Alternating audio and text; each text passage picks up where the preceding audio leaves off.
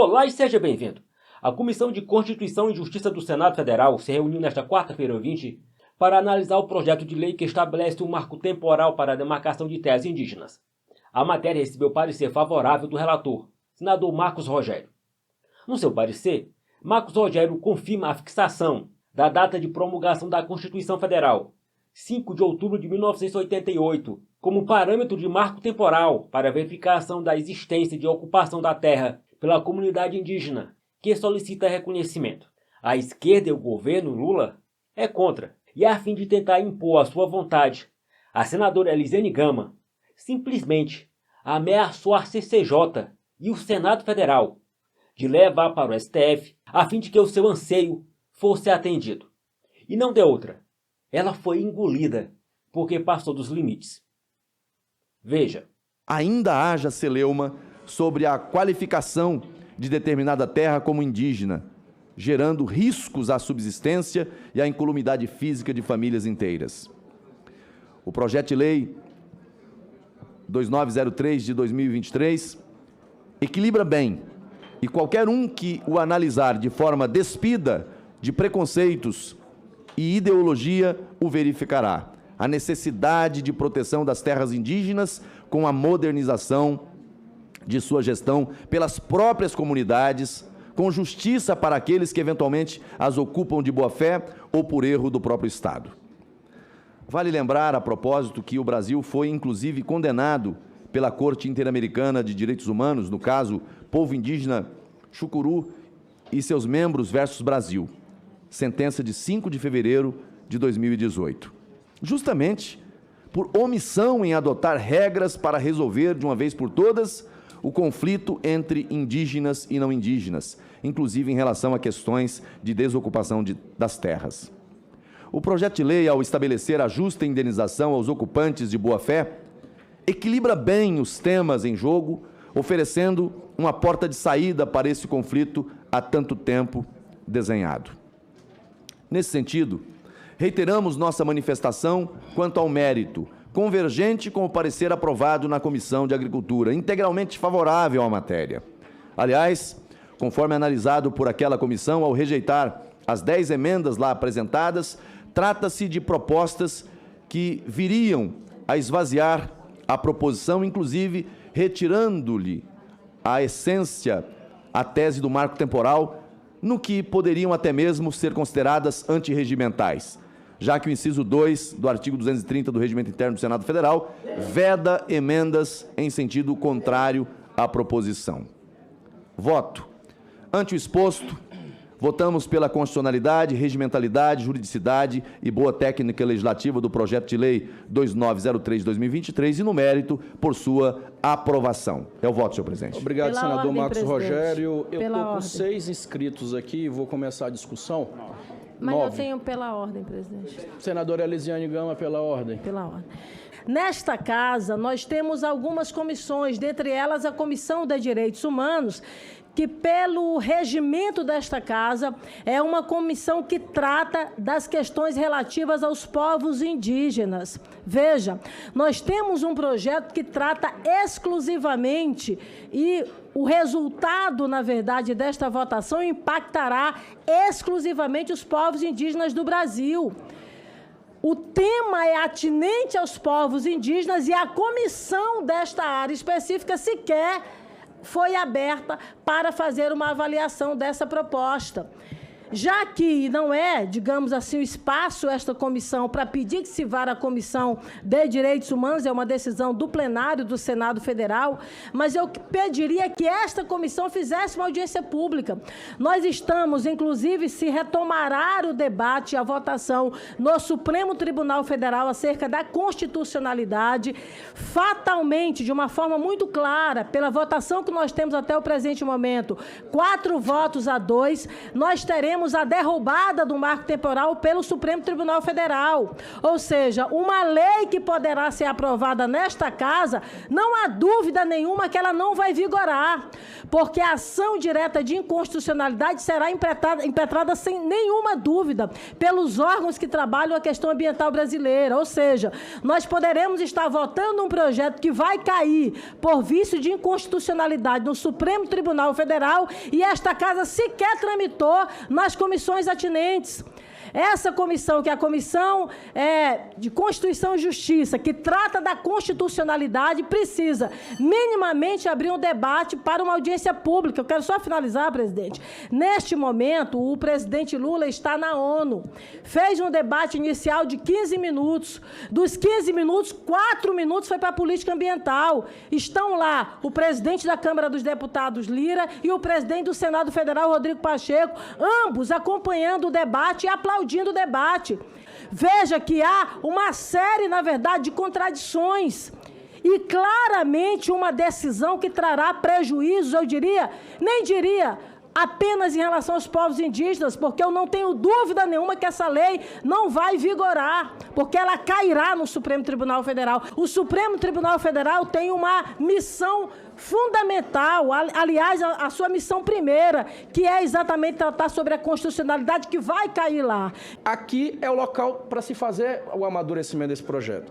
Caso não seja feito aqui, nós ainda temos outra instância, que é o plenário do Senado Federal. E quero aqui crer que seja a última instância. Por quê? Porque é o fruto de um debate desta casa. Me incomoda muito, mesmo eu tendo aqui a minha posição e tenho aqui várias críticas, inclusive estou deixando aqui na mão de Vossa Excelência, que eu não vou me inscrever, que eu estou presidindo, mas tem 8 pontos que eu acho que poderia ter sido melhorado ou discutido, ou que são prejudiciais, mas que isso é fruto do nosso debate.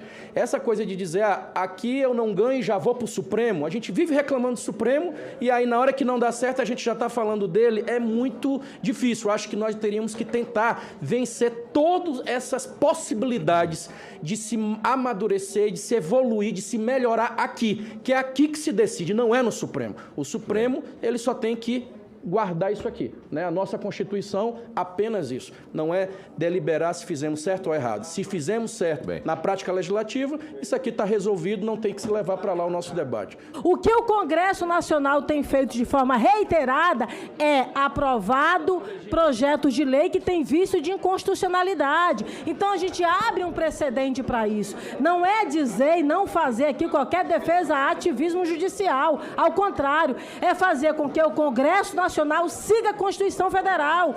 E este projeto de lei, ele vai na contramão da Constituição do Brasil.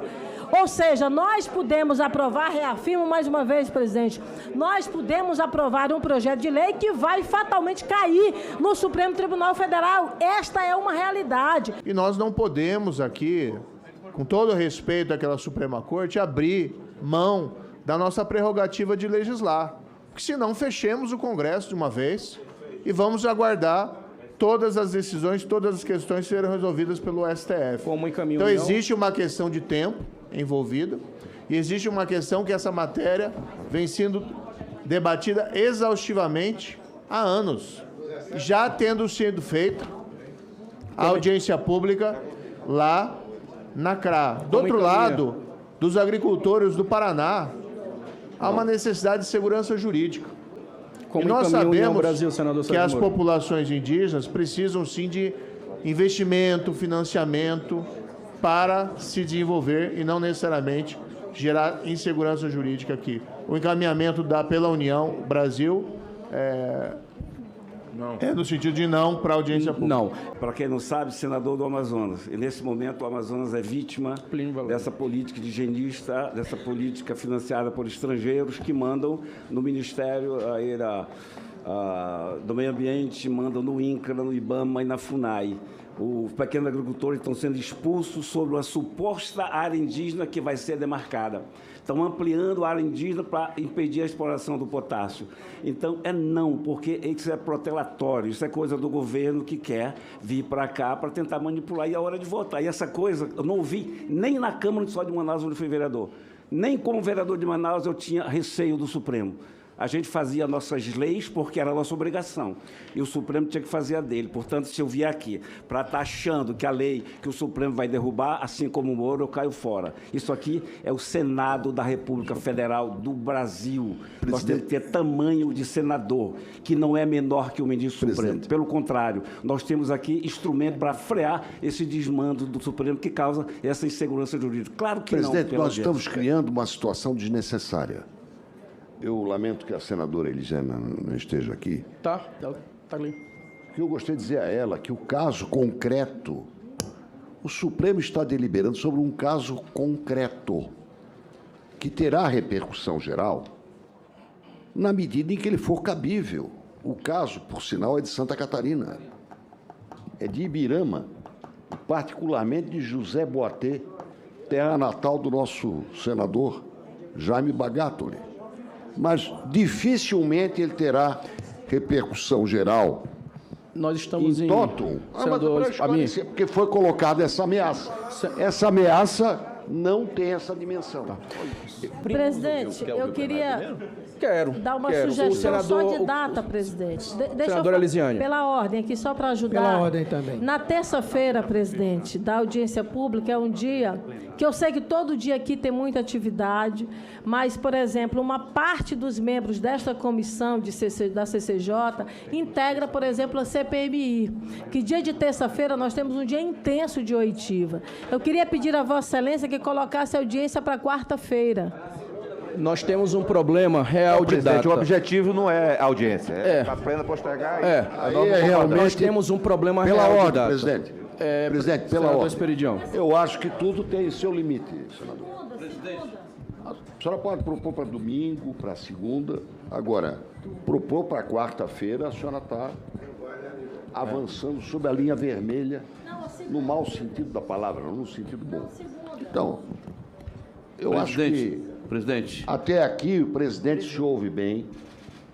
Cabe ao plenário debater e decidir se vai fazer audiência pública ou não, mas os méritos já foram colocados.